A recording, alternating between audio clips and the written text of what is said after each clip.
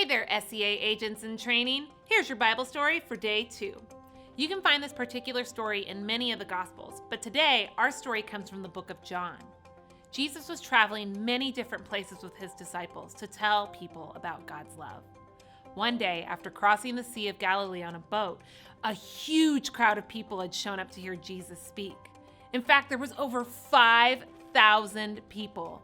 They had heard of the wonderful miracles that Jesus had performed.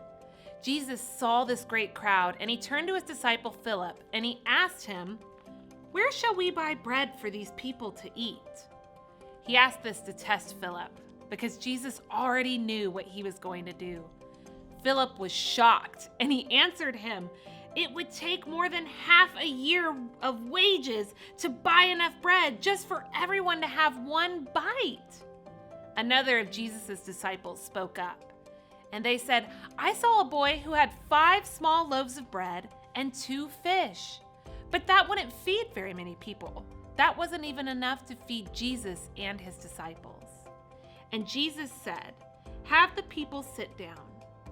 He then took the loaves of bread and gave thanks and distributed them to those who were seated. And he did the same with the fish. And they all ate as much as they wanted.